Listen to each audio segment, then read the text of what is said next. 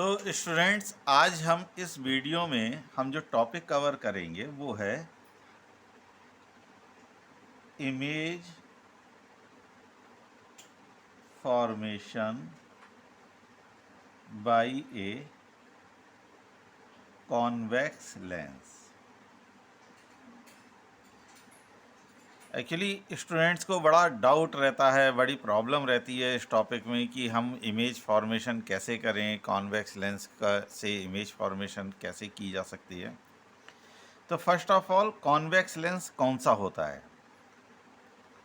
देखिए, हम जनरली जो लेंस हमारे पास रहते हैं या जो हमारे सिलेबस में हैं वो दो लेंसेज हैं,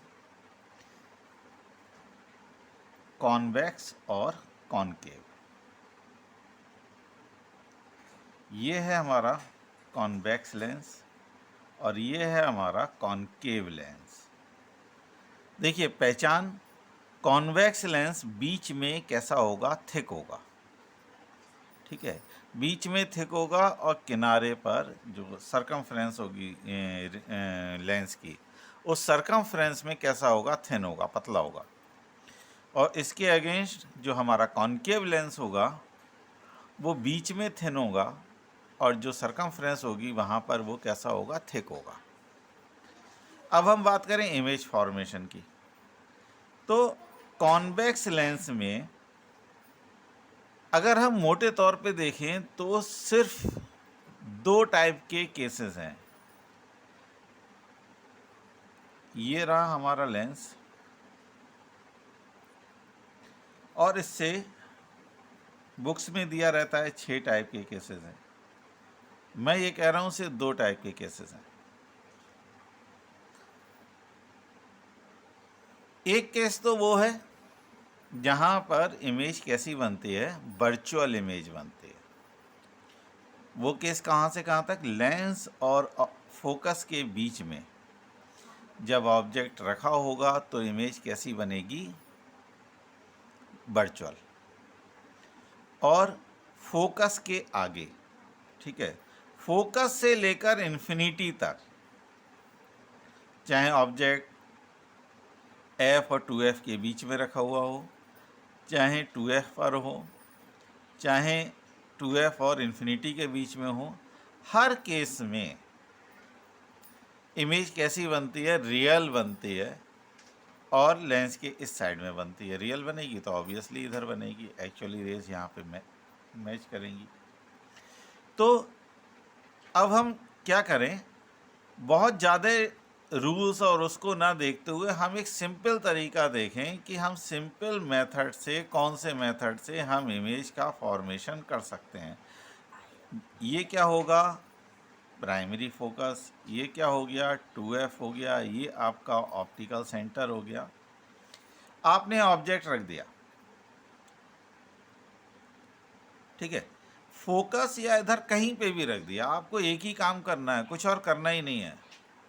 बुक्स में दे रखे हैं 6 केसेस होते हैं, मैं आपसे कह रहा हूँ 2 केसेस होते हैं। आपको फोकस या इधर कहीं पे भी ऑब्जेक्ट रखा हुआ है, आपको सिर्फ 2 रेज निकालनी है। एक रेज प्रिंसिपल एक्सिस के पैरेलल, ये एक्सिस कौन सी कहलाती है? Principal axis.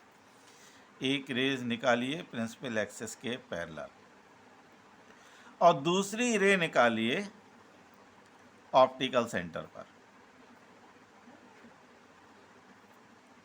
ये 2 रेज। और आपको रूल्स मालूम है, जो रे प्रिंसिपल एक्सिस के पैरेलल है वो कहाँ से पास होगी? वो आपकी फोकस से पास होते हुए चली जाएगी। और जो ऑप्टिकल सेंटर पर आ रही है वो किसी भी, उसका डेविएशन नहीं होता, वो डेविएट नहीं होती और अपने पाथ पर वो सीधे निकलती जाती है। और जहाँ पर भी ये दोनों रेस एक दूसरे को मिलें, ठीक है, ये आपका जहाँ पर भी मिलती हैं, ऑब्जेक्ट यहाँ रखा हुआ है, यहाँ पर मिल गए, ऑब्जेक्ट फोकस के और पास पहुँच जाएगा, ये और दूर पहुँच जाएगी, ये फोकस से पीछे पहुँच जाएगा, 2f पर पहुँच जाएगा, इमेज भी 2f पर पहुँच जाएगी। तो जहाँ भी आपको ये नहीं देखना, आपको ऐसा करके नहीं देखना है कि हमें रटना है, हमें याद करना है, नहीं, कुछ नहीं। आपको सिंपली एक काम करना है कि एक रे निकालनी है पैरेलल और एक निकालनी है ऑप्टिकल सेंटर से। जो पैरेलल रे है वो कहाँ से पास होगी? फोकस से, और जो ऑप्टिकल सेंटर से वो अपने पाथ पर विदाउट डेविएट हुए वो आगे बढ़ जाती है। जहाँ पर ये दोनों रेज एक दूसरे को इंटरसेक्ट करें, जहाँ पर ये दोनों एक दूसरे से मिलें, वहाँ पर ऑब्जेक्ट आपका इमेज फॉर्मेशन हो जाएगी। तो ये इमेज फॉर्मेशन हो गया। दूसरा केस क्या है? सेकंड केस में ऑब्जेक्ट कहाँ रखा हुआ है? मैंने अभी आपसे बोला कि हमें दो ही केस कंसीडर करने। आप जो ऑब्जेक्ट रखा हुआ है लेंस और फोकस के बीच में, ये F और ये 2 है। अब आपको अभी भी एग्जैक्टली काम वही करना। एक ray parallel to principal axis, second ray आपको सेकंड रे आपको कहाँ से पास कराना है? ऑप्टिकल सेंटर से। यही काम आपने पहले भी किया है, यही वर्क आपको अभी भी करना है।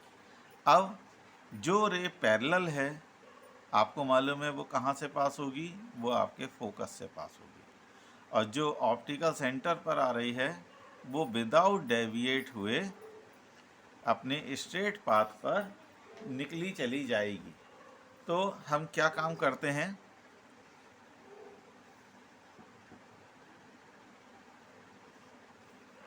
ठीक है, दूसरी रे ये हम सीधे निकाल दें। अब आपको क्या करना है? ये एक्चुअली देखिए, ये कहीं पर भी मिलेंगी नहीं। ये दोनों रेस आगे बढ़ती जा रही हैं और जैसे जैसे ये आगे बढ़ रही हैं इनके बीच का जो डिस्टेंस है ये इंक्रीज होता जा रहा है। यहाँ पर क्या हो रहा था? यहाँ पर दोनों रेस एक दूसरे के पास आ रही थी, तो इस पॉइंट पर मिल गई। तो ये कभी भी एक दूसरे से नहीं मिलेंगी, और जब मिलेंगी नहीं तो इनकी रियल इमेज कभी भी पॉसिबल नहीं है। तो जब इनकी रियल इमेज पॉसिबल नहीं है, तो जब हम इसको यहाँ से देखेंगे तो क्या होगा? हमको ये फील होगा कि ये रेस पीछे से एक इस पॉइंट से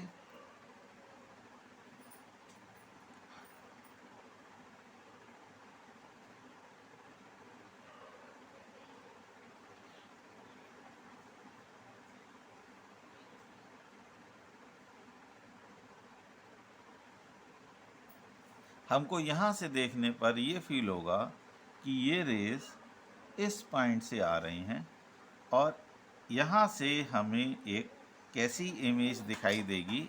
ये आपका अगर ऑब्जेक्ट ए बी है तो हमें एक ए डैश बी डैश। अब फिर से बच्चे याद करने की कोशिश करते हैं कि हम इस पोजीशन को रट लें। आपको रटना नहीं है, जहाँ पर अपने आप ये रेस जाके मिल रही हैं वहाँ पर आपको ये रेस मिला देनी है।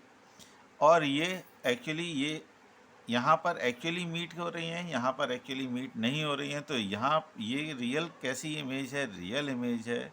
और ये कैसी इमेज है? वर्चुअल इमेज है।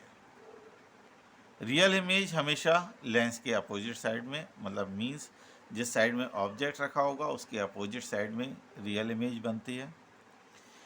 वर्चुअल इमेज जिस साइड में ऑब्जेक्ट होगा उसी साइड में वर्चुअल इमेज बनती है।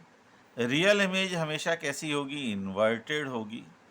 वर्चुअल इमेज हमेशा कैसी होगी? इरेक्ट होगी। ठीक है, वर्चुअल इमेज साइज में बड़ी होगी। रियल इमेज बड़ी भी हो सकती है, छोटी भी हो सकती है। ये इस बात पर डिपेंड करता है कि ऑब्जेक्ट कहाँ पर रखा है।